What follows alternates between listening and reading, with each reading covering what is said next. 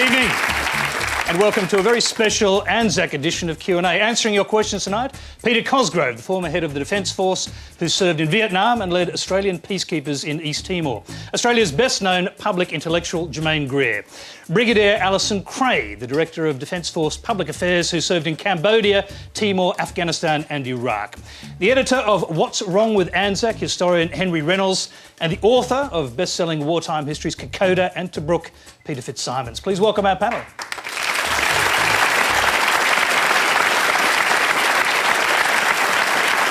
Remember, Q&A is live from 9:35 Eastern Time. If you have a question, you can send it by SMS to 1975522 or go to our website at abc.net.au/Q&A. And tonight, for the first time, we'll be showing on screen a small selection of the thousands of live comments that viewers make using Twitter. They look a little like this. We hope they'll add a new layer to the discussion which you can read or ignore as you wish. You can use the Quanda hashtag to join or follow the Twitter conversation online. Well, to mark this Anzac weekend, tonight's Q&A will focus on the place of the Anzac story in Australia's past, present and future. Let's go straight to our very first question tonight. It comes from Emma Cardwell. I was wondering, the Anzac Legend, the values from men from a bygone era. How, if at all, are the Anzac values relevant in a society today which has undergone so much social change? Germaine Greer, the Anzac Legend reflects the values of men from a bygone era. Is there something relevant today? This is such a difficult question because what happened at Anzac was that an Australian force was involved in somebody else's war as usual and was defeated with enormous loss of life and enormous rates of injury. We assume that the people involved were brave, that they were cooperative, that there were all kinds of things, when the only thing that history tells us is that they were badly commanded and the strategy was a complete the question, mistake. which is actually about whether Anzac values are actually relevant in today's society. Can I bring you to that one? Oh, of course, yeah, and all that Germaine said about we invaded Turkey, we got beaten and all the rest, and with great loss of life, and there was incompetence on the battlefield and all the rest. Australians are smart enough to understand all that. There is not one modern political judgment uttered by an Australian which says, oh, it was some glorious victory, it was to a wonderful plan, etc. People understand that we went to Turkey to fight for reasons which were held to be valid at the time, and it was what our people did, what they displayed, their innate qualities, the way they hung together under extraordinary and for them quite unusual violence. There was no real war experience in this country, so all those young men discovered the hardest way possible what it meant to be involved in a war. But at a broader level, if I can interrupt you there, I mean, the Prime Minister at the time, Billy Hughes, actually talked about the sweet, purifying breath of self-sacrifice. It's not something you'd probably see in today's society if a number of people had thrown themselves against bayonets or machine guns. Yeah, there's a jingoistic rhetoric of the time. It came out of the Victorian era, it infected all the democracies and no doubt some of the totalitarian regimes that you would just sort of immolate yourself on the battlefield. Rubbish, of course, but Australians were, as I suppose, prone to that sort of rhetoric as anybody else in those days. Let's go to Henry Reynolds. Yes, I thought your question was very good, and I don't think we've quite answered it. But I think it is a very interesting point. After all, we're talking about a group of men in totally unique circumstances. It was a society of all men, much the same age, who'd been away from their homes for a very long time. They had no sort of family responsibilities. They lived under military discipline. And their reaction seems therefore to be difficult to apply to the rest of society, which is very, very different. There's also the question of mateship. Now, there is absolutely no doubt that mateship was important. But where we go wrong is that we assume this was a uniquely Australian characteristic. Now, if there's one common theme in the histories of the First World War, it is that what kept armies together was the loyalty that men had to each other, mateship or comradeship. That is, it was common right across the armies in that period. It wasn't uniquely Australian. So I think to try and extract from it attitudes and values which are necessarily important today is taking a very, very big leap. And I think, therefore, it was a very good question. Peter Fitzsimons. I go back to the wonderful words of Chester Wilmot, who was the great documenter of the Second World War, much of the Second World War in Tobruk, and I can't do justice to the eloquence of his words, but he talked about Tobruk, and it goes back to Gallipoli. He said, the spirit that has made Australia is the spirit that has won Tobruk. It's the spirit that make men go out and fight with each other against bushfires, that go against the drought, and this spirit has gone up against the Germans, and it's won there. And I think it goes back to, we, in the 100 years, in the 120, 30 years leading up to Gallipoli, we had all these innate values. In Gallipoli, we saw them for the first time in the public domain. Everybody looks at them. We did very well. Go, that is fantastic. That is something that is worth glorifying. It's not saying it was unique to Australia, but it's certainly something that is worth, not glorifying is not the right word, it's worth celebrating is a better word. Alison Crane, what values do you see from the Anzac period will be relevant today? Well, I guess, Tony, what I think we see today are the same sorts of things that we saw and would have been seen by the soldiers in Gallipoli. Mateship, courage, pride, sacrifice, teamwork, all those sorts of things. I've been serving in the Australian Army now for 25 years, and I have to say that the men and women that serve in the Australian Defence Force today show all of those qualities. So, and I see it in our community, I see it in the spirit after the Victorian bushfires, all those sorts of things. So when you talk about is it relevant to take those sorts of values out of World War I and apply them today, I think it's right for Australia. I think we're comfortable with it, and I genuinely think that that the people of today show many qualities and values that we saw on the battlefields in World War I. And so Tony, might I also comment? I think you're implying it's sort of improper to be pointing towards mateship as if it's an exclusively Australian quality. Well, nobody's ever said that, and history is full of examples of how other brilliant armies have survived on their cohesion, their mateship. But it is a wonderfully appropriate thing to mobilise this notion of mateship across the community. The sort of thing when bushfire-struck communities hang together rather than every man for himself. Could we not also note that it's not exclusively a masculine thing? Very briefly, let's hear from Jermaine on that subject. Well, I saw you drawing a deep breath, so I presumed you had something to say. well, you have to remember that I live in England, and I can remember when the film Gallipoli came out, the English went apeshit. I don't think there are... Let me just translate that for our academic. The English were very upset. And they were particularly upset because it was made into an Australian drama. Whereas they had, 30,000 men at Gallipoli. They had 8,500 fatalities. It was an even more crushing defeat for the British than it was for the Australians. And they probably hung together as well as any army does. But the more we have press on the ground, in the case of Vietnam, for example, we discovered that soldiers do wicked things. They frag their commanding officers. All right, they quarrel with what's going on. We all believe that the Anzacs behaved wonderfully. I think they probably didn't. Jermaine, it's a perfect segue to our next question. No, it's a perfect segue to our next question, Peter, so hang on. Chris Lindsay has our next question. Yeah, pardon me, my question is to Henry Reynolds. C.E.W. Bean, who laid the foundation of the Anzac Legend with his official history of World War I, has been accused of excluding the negative aspects of what Australian soldiers might have done, for example, desertion or mistreatment of prisoners. Doesn't this, at best, make the Anzac Legend a half-truth and at worst make it a lie? Henry Reynolds, we'll start off with you. Well, certainly a half-truth. I mean, one of the things that is not understood is just how strict the censorship was, that people in Australia learned little about the realities of the conflict, particularly once it got to the Western Front.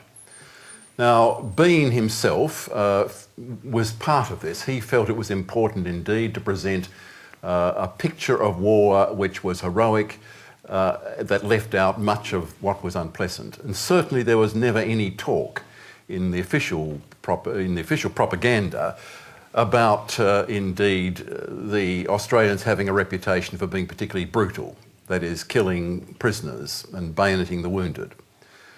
So all of these things were quite obviously left out, and Bean himself felt that he had to present a story that could be read profitably and happily by Australian families. So therefore he was an official war historian. He wasn't an independent critical journalist, and therefore what he presented was indeed a very, very much distorted picture. But as I say, remember, this was a volunteer army. There was no conscription in Australia. They had to present a picture which would encourage people to go on volunteering, and that's part of the reason why Australia got a fairly distorted picture. Let me go back to the question that Henry did not answer. He gave us his opinion about this... I wasn't given a chance. I know, well, yeah. You said, you know, you wanted us to pay attention to the damage done to people. Jermaine did go to that point. Of course people are terribly damaged by it. Part of our reverence for them is that somehow they endured. And I think one of the best things for us to understand how horrible war is for one day a year, and the Q&A which directly follows, but perhaps a month beforehand, we focus on these issues and we're able to say the men and women involved did a mighty thing, an awful thing, and now they're back with us, and we think of them as we think of those who didn't make it back. If there's anything which illustrates that war's a terrible thing, it is in fact the Australian focus on Anzac Day, on all wars, on the people, not the reasons why they were done or what facile political statements were made that this was the making of a nation. Of course it wasn't the making of Australia. It shone a light on some characteristics which we Australians say, that was pretty good. Age. I don't think modern Australians think that this was somehow the making of the nation. They do, all the time. And you can't, it is said all the time. You surely can't be prescriptive about the stories that you tell that the people will love. You know, you tell, there are all sorts of stories put out there, and people go, oh, come on, there are particular stories that are put out and are funded enormously by government, and one of them is that Anzac made... You don't need to be funded. The central story is that Anzac made the nation. That's taught in every classroom in Australia. Yes. I'm not sure it is, but the other thing that I would pick up on is I think we actually now, through Anzac Day, have a much better understanding of a variety of different components of our military history. And I don't know that we would have had that if we didn't focus on... No, I'm going to interrupt you there because it is time to move on. We've got a question, you'll be able to respond to it. It won't disappoint you. Remember, you're watching Q&A, live and interactive. If you'd like to be part of Q&A and ask a question, go to our website. The address is on the screen to find out how to do that, how to join the studio audience, in fact, or upload a video question like this one from Michael Ham in Aspley. All Aussie diggers deserve ultimate respect and support. As a grandson of Tobruk, I sometimes feel their story isn't as important as Gallipoli or Kokoda. How do we ensure all diggers obtain respect for all battles, including Vietnam and other such battles we participate in, irrespective of people's perception of legitimacy? Okay, Peter. That is an excellent question. Peter Broun, in his book, Ragged Bloody Heroes, made a wonderful point, and it was that it is so arbitrary. All these battles that Australian soldiers have fought, it is so arbitrary about the ones that are celebrated, be it Gallipoli, be it Kokoda, be it Tobruk. I can't, again, do justice to the eloquence with which he wrote it, but he broadly said there are so many soldiers who fought so bravely and so courageously and died nameless in a ditch that are totally forgotten only because the particular battle that they fought in is not remembered, and it's almost the luck of the draw. I do say, however, I mean, with Gallipoli, I've long said this, and I always feel a bit askance to say it, but it always seems to me that Gallipoli, they fought for England and they didn't win, or they lost, and it always seems to me that Gallipoli and that Kokoda and Tobruk, you know, it's extraordinary to me, and I knew nothing about it before I started writing about them. The first time the Japanese were stopped in the Second World War was Milne Bay and then Kokoda. That was the land forces' first time they were ever stopped. The first time the German army was ever stopped was McKinley, just outside of Tobruk, April 8th, 1941, and then Tobruk, Rommel, 4 times, took on General Moorehead, 4 times was beaten. And yet it always seems to me that is just about totally forgotten, and it's always Gallipoli, Gallipoli, Gallipoli. And I've always said 95% of the military knowledge of Australia starts at sun up on April 25th, 1915, and by sundown it's gone. All right. Henry Reynolds, it does go to your point, the Department of Veterans Affairs, by seeding a lot of money to schools and so on, for prizes and so on, have actually picked winners in the stakes for what we remember. Yes, not only do they emphasise Anzac, but they emphasise the importance of war. Now, the whole point about arguing, the whole point behind Anzac is that it wasn't just a battle, a messed up battle that we participated in. It was something special. And it was something special because it was the birth of the nation. And people say that today. They say that to the media. They say that in classrooms. Anzac made the nation. Now, what I find disturbing about that, apart from not therefore understanding what had happened before, is the idea that nations are made in war. Now, that was an idea that was prominent at the beginning of the 20th century, but for it to be perpetuated today seems to me to be particularly dangerous. You keep asserting that our schools are hotbeds of sort of Union Jack waving Lord Kitcheners running around saying Australia got made at Gallipoli. I don't think so. I think you'd be intrigued to hear what went on in classrooms. I think it's more to do with what I see them doing at Mackay North State High School. A pilgrimage out to the battlefields, not to see where Australia made its bones, became a nation, but to discover the fate of relatives and people from the Mackay district. And they've been doing that for years and years. That's typical of a lot of schools where teachers have made something positive out of the Anzac experience rather than, this sort of mantra that you're claiming in your book. You're watching Q&A, the program where you ask the questions. Our next question tonight comes from in the audience, from Carmel Kajiji. Yes, my question is, why is there so little acknowledgement of the role played by Aboriginal soldiers? Hundreds of Aborigines served in all overseas wars and many were killed. How could we better highlight their involvement and show that notions of sacrifice and defending one's country aren't only white Australian characteristics, but were also demonstrated by Aboriginal diggers? All right, let's start with Henry Reynolds. Let's start with this fact. I believe 5 Aboriginal diggers died at Gallipoli. Was their sacrifice ever properly recognised? I honestly don't know. I mean, I think in the First World War, as we know, the Aborigines, when they returned to their appalling condition of not having rights that others had, of not having many of the rights that returned soldiers had, and indeed we treated returned Aboriginal soldiers very shabbily. The Second World War may well have been different, and I think now... Can I just interrupt there? We didn't only treat them shabbily, they were excluded from military pensions, their wives did not get widows' pensions, they weren't entitled for resettlement benefits or land as white soldiers But if I went into that detail, you would have cut me off. Well, no, I was hoping you might go into that detail, as a matter of fact. Alison.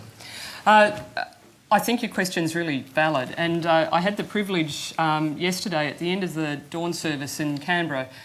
They run a commemorative service for the Indigenous people that served as part of the Defence Force. They have a small memorial at the back of the Australian War Memorial up in at the base of Mount Ainslie. And there are about a couple of hundred of us that actually took the time to go to their service. And they made a couple of... It was run by a number of Indigenous service personnel, a gentleman that's in the Navy and one that was in the Army. And they made the point that they felt the service of the Indigenous people was particularly important, very, very valid, and they felt honoured to actually have helped defend Australia for whatever that means. But they also felt that when they were soldiers, sailors or otherwise, their colour was not important, and that they felt that they were part of a team, they felt that they had mateship, and they felt that they were admired and respected. Do you know when it was when they were allowed to march in Anzac Day parades? I'm not sure that they've ever really been excluded, Tony, though. I think they were allowed to march only 10 years ago. Really? Oh, no. I would not... That's not true? I wouldn't say that's true. They used to march with us, Tony, Sorry, go on. when I was in the Air Force. Say again? They used to march with us when I was in the Air Force, Tony. All right. And Peter would know that himself And when I you were guess- down there yourself. I guess I'd make the observation that there are a large number of Indigenous people that have may have mixed blood, and they've served Australia, and we wouldn't necessarily know. Peter Cosgrove, can I ask you, when you think about this, is it somehow a shame on the nation that those servicemen did not get the recognition at the time, did not get pensions, their widows did not get widows' pensions? Yeah, of course it is. I mean, any inequity after people had been away and taken sort of lethal risks, many of them lost their lives, estimating this number of five of 8,000 Australians buried at Gallipoli. But they would have been regarded simply as another Australian, and for them to not have benefits on their return was truly shameful. But so was the rest of society's regard for and treatment of Indigenous people at the time. And to single out the military as being somehow especially remiss in this regard is, I think, a little bit, I think it's a bit unfair, Henry. The other thing you have to remember is if you're looking for an army that actually did try to defend its homeland as distinct from invading somebody else's, it's the Aboriginal peoples. And one of the things we've done to them is deny that they fought any war at all. In the audience, it's from Francis Mao. Does celebrating Anzac Day, or the tradition of Anzacs, really have any meaning for young Australians like me who are first or second generation Australians? Peter Cosgrove. Now, the meaning is up to you. It's got to be up to you. There's no, you can't be conscripted or directed to have an attitude towards Anzac Day. This country sort of, in some incredible way of osmosis, has gathered this emotion about Anzac Day, about the people who have served. But it's very much for you to feel, and if you don't feel it, then it's a good holiday. Peter.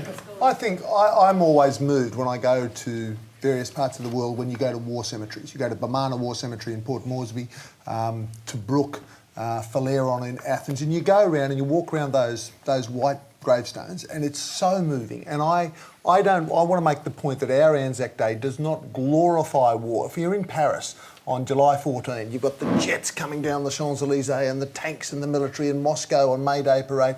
That's, we're a strong, powerful nation. In Australia, our Anzac Day is not like that. It is to remember. Are you sneering unpleasantly, Jermaine, or are you with me? No, I'm sorry, I was just thinking how many of everything we could actually put together for such a demonstration. July the 14th isn't about war. It's a sneer. It's about So I thought it was revolution. an unpleasant sneer. The point is, it is when you go to Villas Bretonneux and you see those gravestones, and I took my sons and my daughter there not long ago, and my daughter was going through the gravestones, and she said, "Dad, November 7, 1918, Dad, November 9," and then we came across November 18, 1918, somebody that died a week afterwards. And you look at that, and a young Australian man who was 18 years old, and you say, the least we can do all these years on is to remember what you did and to honour it and to regret it and to hang our heads and say, this is a terrible thing that's happened. I think on Anzac Day we do not glorify... OK, we've run out of time. Please thank our panellists, Peter Cosgrove, Jermaine Greer, Brigadier Alison Cray, Henry Reynolds and Peter Fitzsimons. Join us next Monday at 9:35. Good night.